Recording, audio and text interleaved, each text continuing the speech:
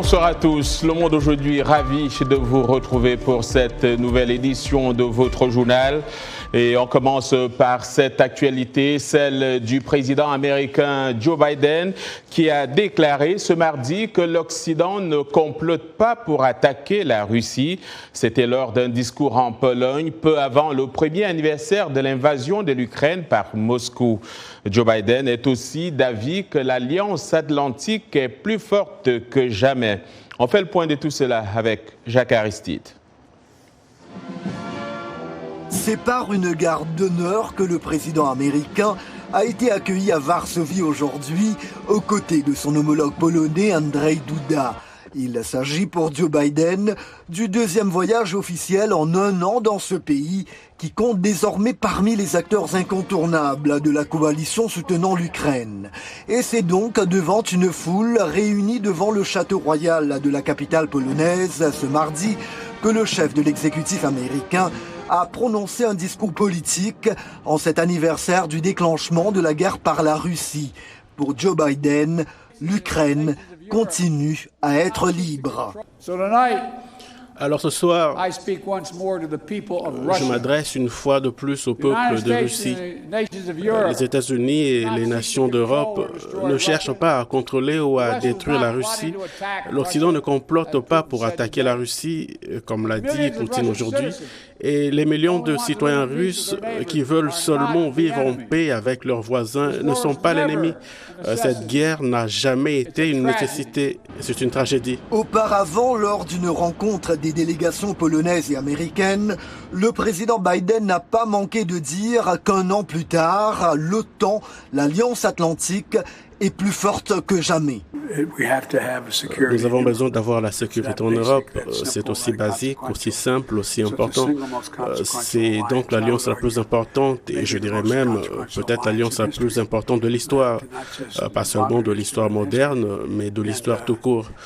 J'ai donc clairement indiqué que les commentaires des États-Unis et de nos alliés en tant que partenaires, l'engagement est réel et qu'un an plus tard, je dirais que le temps est plus forte que jamais.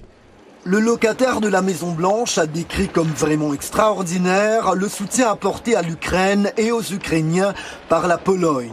Pour sa part, le chef de l'État polonais, Andrzej Duda, a déclaré que grâce à Joe Biden, on voit que l'Amérique est capable de veiller à l'ordre mondial.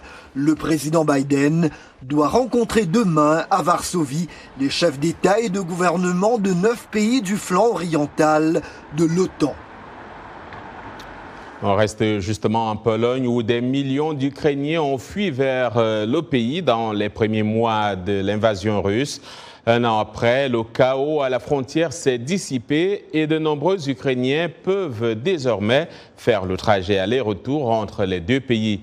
La Pologne est prête à accueillir un nouveau afflux de réfugiés alors que les combats s'intensifient dans l'est de l'Ukraine. C'est un reportage de Henry Richwell. La narration est de Jean-Roger Billon. Olga Schust retourne en Ukraine. Elle travaille en Pologne mais rentre pour s'occuper de ses parents qui sont trop âgés pour échapper à la guerre. 12 mois de combat ont fait des ravages psychologiques. Comment peut-on tuer d'autres êtres humains comme ça? Le 21e siècle, tout va de l'avant. Et ici, c'est un tel désespoir. Les gens à mon âge ont leur vie tracée. Ils ont des projets pour l'avenir. Mais tout est à l'eau. La ville frontalière polonaise de Przemyśl est une plaque tournante pour les réfugiés ukrainiens. Charlotte Farah est venue des États-Unis en tant que volontaire. Elle a remarqué une augmentation des nouvelles arrivées. Soit les gens ont peur de ce qui va arriver, soit la gravité de ce qui s'est passé l'année dernière les frappe à nouveau alors qu'ils luttent pendant l'hiver sans électricité, sans chauffage, sans eau potable. Au cours des premières semaines de la guerre l'année dernière, des dizaines de milliers d'Ukrainiens ont afflué chaque jour à Przemyśl, s'entassant dans les trains qui traversaient la frontière. Beaucoup avaient passé des jours sur la route avec peu de nourriture, de boissons ou d'abris. La panique et le chaos durant les premiers jours de l'invasion russe ont fait place à plus de sérénité. Mais 12 mois plus tard, les pertes en vies humaines et les séparations ont laissé des plaies béantes. Aujourd'hui, nous assistons à un trafic dans les deux sens De nombreux Ukrainiens passent par Przemysl, parmi eux Anna Federova et ses 2 enfants qui rentrent chez eux à Zaporizhzhia en Ukraine, près de la ligne de front.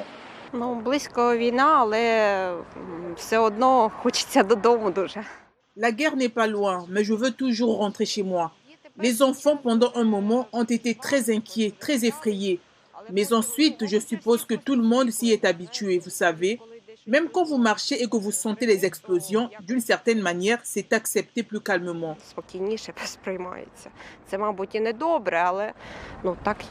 Tessia et sa fille Juliana arrivent de Kiev. Après un an d'aller-retour, elle apprend à faire face à la guerre. Je suis plus forte et ce n'est plus aussi effrayant. Et il y a l'espoir que tout se termine bientôt. Il y avait tellement d'inconnus, on ne savait pas quand et comment. Il semblait que rien ne fonctionnerait plus. Mais nous continuons à vivre, à travailler, à bouger. On peut espérer que tout ira bientôt mieux. Le secret de ces gens, c'est l'espoir face à l'adversité. Les premières craintes que l'Ukraine tomberait sous l'invasion de la Russie ont disparu, remplacées par une détermination stoïque. Mais les adieux ne sont pas plus faciles. Autre actualité ce soir, Vladimir Poutine a annoncé ce mardi que la Russie suspendait sa participation au traité russo-américain New START sur le désarmement nucléaire, aggravant la rupture avec l'Occident, qu'il accuse d'avoir provoqué une escalade du conflit en Ukraine. Dans la foulée, la diplomatie russe a convoqué l'ambassadrice américaine à Moscou pour lui remettre une note exigeant des États-Unis le retrait des soldats et équipements de l'OTAN en Ukraine, une référence à l'aide militaire que Kiev reçoit des Occidentaux. Dans un discours d'1h45, rappelant l'époque de la guerre froide par sa virulente rhétorique anti-occidentale, M. Poutine a aussi juré de poursuivre méthodiquement son offensive en Ukraine, suivant le président russe. Certaines personnes à Washington, nous le savons bien, pensent déjà à la possibilité d'un test naturel de leurs armes nucléaires. De nouveaux types d'ogives nucléaires sont en cours de développement aux États-Unis. Ces informations sont disponibles. Dans cette situation, le ministère de la Défense et Rosatom doivent s'assurer d'être prêts à tester les armes nucléaires russes. Bien sûr, nous ne serons pas les premiers à le faire, mais si les États-Unis effectuent des tests, nous le ferons aussi. Personne ne devrait avoir l'illusion que la parité stratégique mondiale peut être violée. Bamako a vivement protesté contre des propos du président du Conseil européen, Charles Michel, qui a récemment déclaré que l'État malien est en cours d'effondrement après la rupture de l'alliance militaire avec des pays européens contre les djihadistes. Dans un communiqué publié sur les réseaux sociaux hier soir, le ministère malien des Affaires étrangères rapporte avoir convoqué le chargé d'affaires de la délégation de l'Union européenne au Mali, Pascal Perenec. Le ministère dit lui avoir signifié les vives protestations maliennes aux propos qualifiés d'inamicaux, erronés et agressifs de Charles Michel. Bamako estime par ailleurs que ces déclarations relèvent d'une campagne de désinformation en cours contre le Mali. Et on reste justement au Mali, où le Conseil national des transitions a adopté le projet de loi portant découpage administratif à 127 voix pour 0 contre et 0 abstention. Désormais, le Mali compte la collectivité de Bamako, 19 régions, 156 cercles, 466 arrondissements, 819 communes et 12 712 villages. Quelles sont les implications de ce découpage sur le processus électoral? Youssouf Koulibaly, président de la Commission administration territoriale, décentralisation et réconciliation du Conseil national de transition, est au micro de notre correspondant Mohamed Danyoko.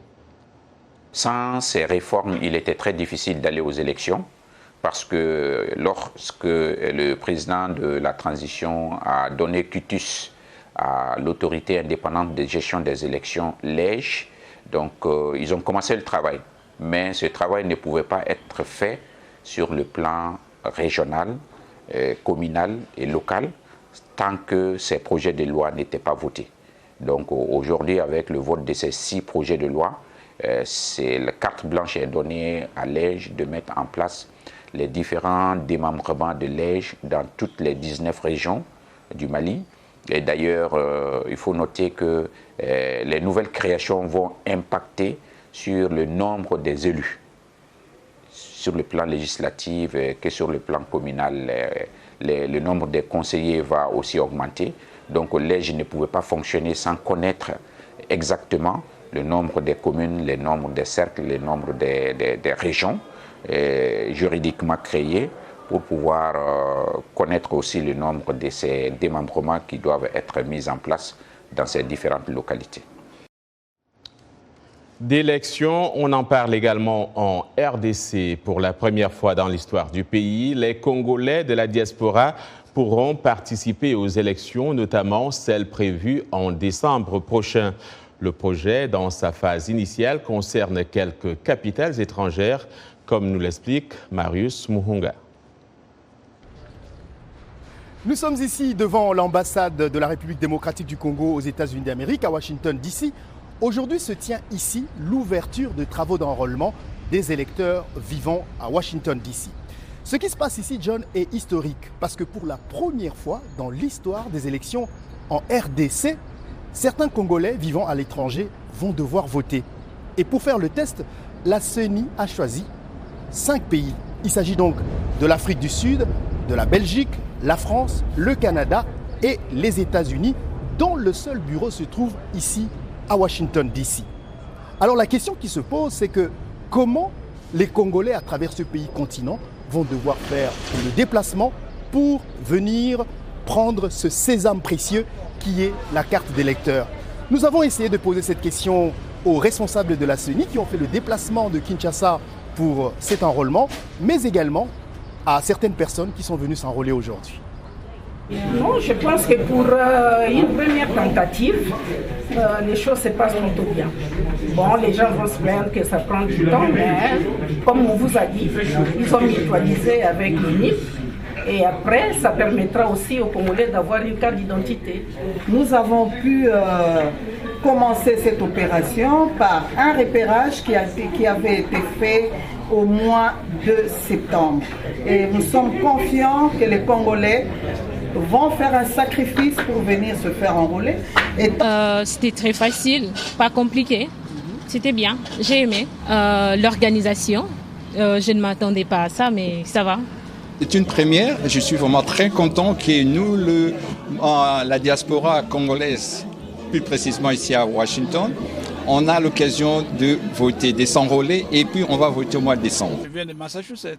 C'est important parce que nous voulons faire un défi. Il faut qu'on régularise la situation au pays. Il faut qu'il y ait des élections crédibles. Il faut que tout le monde participe aux élections. J'ai ma carte d'électeur, elle est là. Je suis là. Okay. Je n'ai pas été servi. Pour quelle raison? Bon, il me semble que ceux qui n'ont pas le passeport en cours de validité n'ont pas droit au vote. Mais finalement, je constate, je dis, ça c'est la RDC. Il finit toujours par vous décevoir. Marius Muhunga, Washington DC, VOA Afrique. Merci Marius. Et on en vient au Nigeria qui prépare également des élections et où un rapport bancaire indique que le volume de paiement électronique a augmenté à la suite des pénuries de liquidités causées par une refonte du Naira, la monnaie locale. Les transactions en ligne ont accru de 55% rien qu'en janvier selon l'étude. C'est une évolution qui va dans le bon sens d'après des experts qui ajoutent toutefois que le pays a encore beaucoup à faire dans le domaine des transactions sur Internet. D'Abuja, le reportage de Timothy Obiezu, un récit de Jacques Aristide. Michael, vendeuse de feuilles de citrouille à cannelure et d'escargots géants, dit qu'elle doit rapidement les écouler avant qu'il ne soit trop tard. Toutefois, les affaires sont lentes, ajoute-t-elle, vu que ses clients sont à court d'argent en raison du manque de billets. Les règlements en ligne sont une solution, mais Blessing indique qu'il y a encore des obstacles à surmonter. Nous ne pouvons pas utiliser notre argent. J'ai de l'argent sur mon compte, mais je ne peux pas l'utiliser. Comment puis-je retirer 10 000 naira et payer des frais de 2 000 naira? Ce n'est pas bon. Comme Blessing, des centaines de petites entreprises de ce marché d'Abuja se tournent davantage vers les paiements en ligne. Pour le commerçant Sundemba, cela n'a pas été facile. Cela nous affecte tellement. Nous ne pouvons pas vendre. Les gens ne peuvent plus venir au marché avec de l'argent. Si vous allez à la banque, vous ne pouvez même pas en retirer. L'Interbank Settlement System du Nigeria indique qu'en raison de la pénurie de liquidités, les transactions en ligne ont augmenté de 55% en janvier par rapport à l'année dernière, malgré les difficultés. Des experts voient là une tendance positive si elle se maintient. Ils sont néanmoins d'avis que les banques commerciales doivent améliorer les services via Internet pour alléger le fardeau des Nigérians. En partie, ce qu'il faut faire, c'est de parler aux banques commerciales. Je pense que les banques commerciales n'en font pas assez. Le Nigeria a récemment décidé d'introduire de nouveaux billets de 200, de 500 et de 1000 naira pour lutter contre la contrefaçon et contre la corruption, mais aussi pour éponger les excédents de liquidités en circulation. Selon les autorités, les nouvelles coupures permettront également de limiter l'achat de voix lors des élections du 25 février. Mais la pénurie de ces nouveaux billets a provoqué la colère de millions de citoyens qui avaient déjà restitué les anciennes coupures, ce qui a conduit à des émeutes meurtrières dans 4 États du pays. Pour Ndouno Kolo, ces manifestations étaient à la fois d'ordre économique et politique. Il y a beaucoup d'autres problèmes autour de cela, en particulier des problèmes qui ne sont pas liés financièrement ou économiquement. Ces mouvements ont été orchestrés politiquement et c'est pourquoi vous voyez ce qui se passe aujourd'hui. Et à quelques jours des élections générales, beaucoup de Nigérians comme Blessing Michael et Sundemba affirment ne pas s'attendre à beaucoup de changements. Vous suivez Le Monde aujourd'hui. Tout de suite après la pause, nous parlerons de l'assassinat de Martinez au Cameroun et des difficiles conditions de vie des femmes célibataires au Sénégal.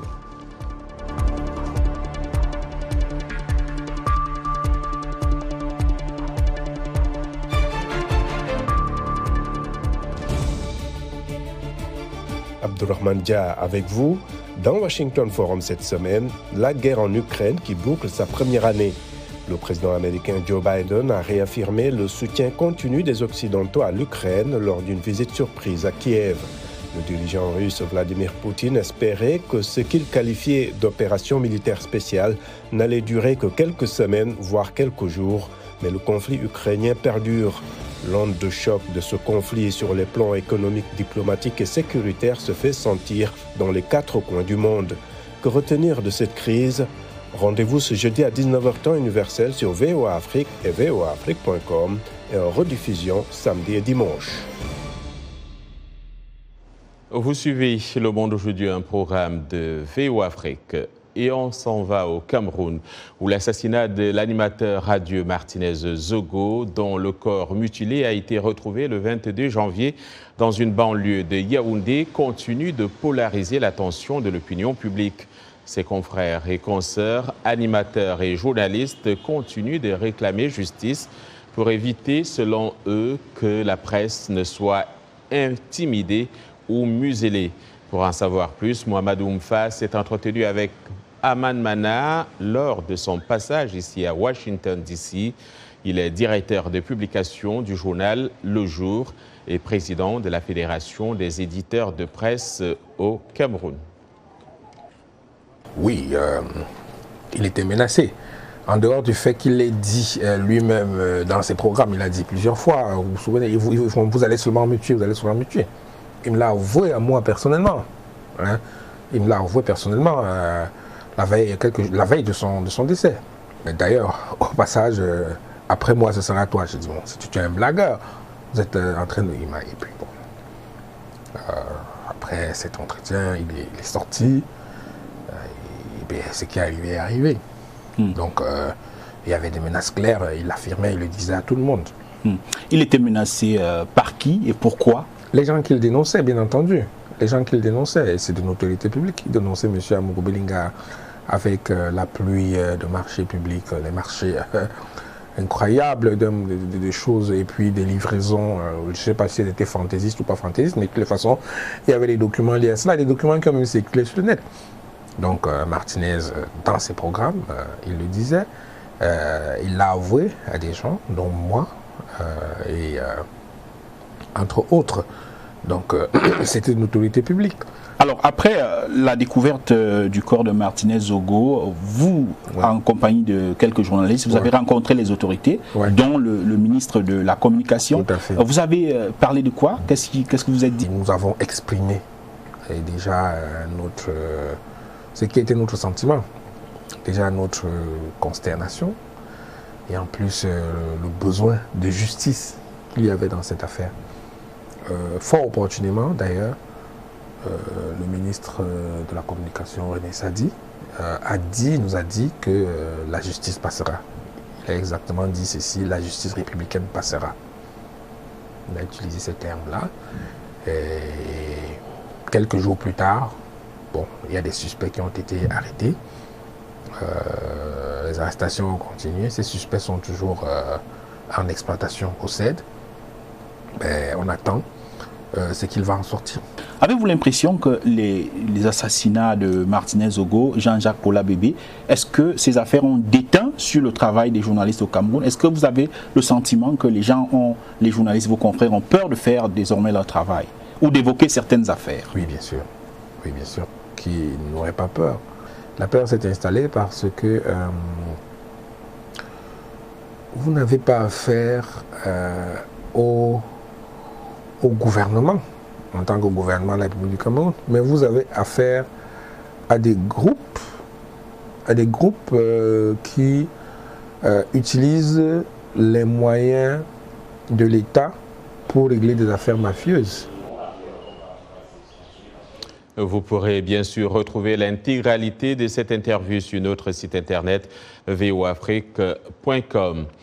Créer des œuvres d'art uniques en utilisant des pages de vieux dictionnaires, c'est l'histoire de deux artistes qui aiment les mots, font rire et réfléchir les gens et qui combinent leur passion. C'est un reportage signé Jenny Adulo depuis San Diego, en Californie, avec les voix de Gaby Dorsil et Alexandrine Oloyon.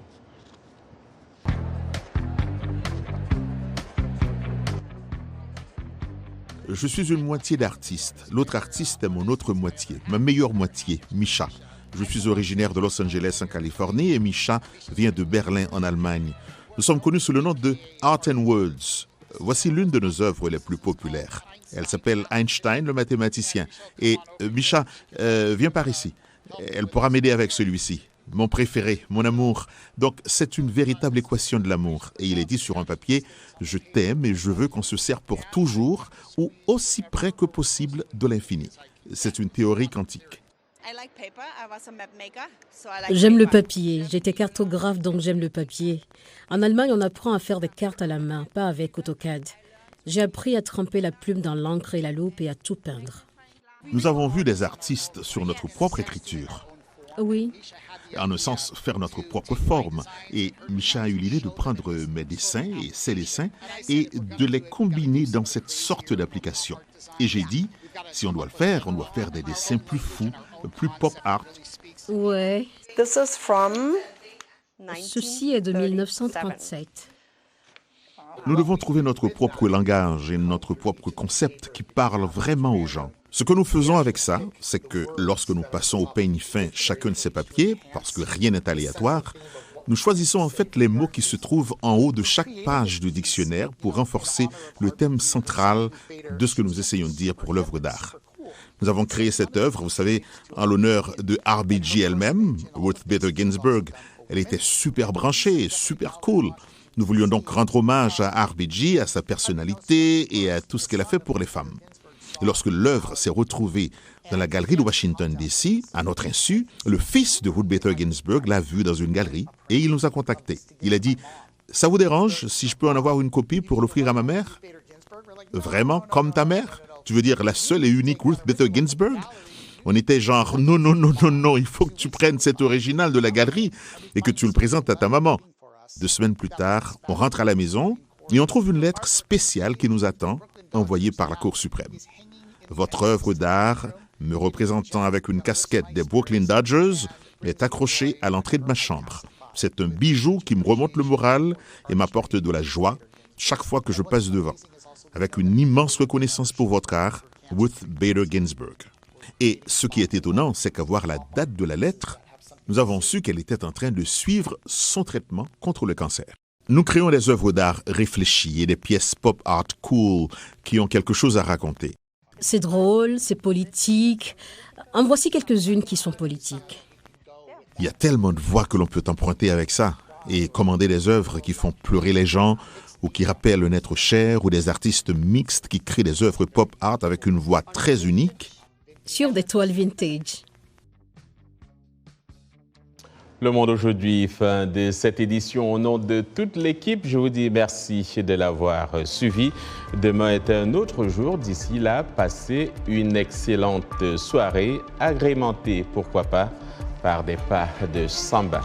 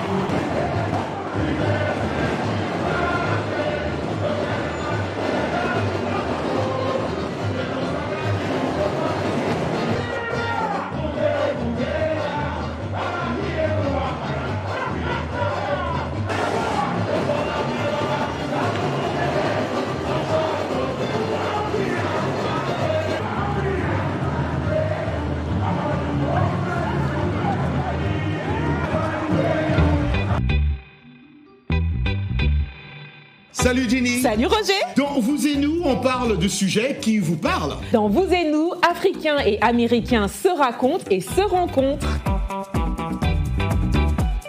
Les dernières tendances mode, mais aussi les gadgets indispensables. Les avancées technologiques, l'entrepreneuriat de jeunes, un pont entre l'Afrique et le Nouveau Monde pour diffuser nos cultures.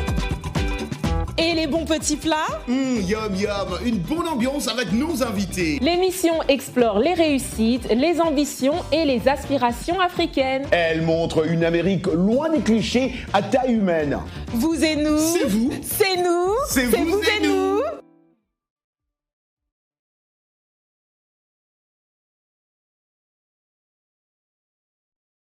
nous.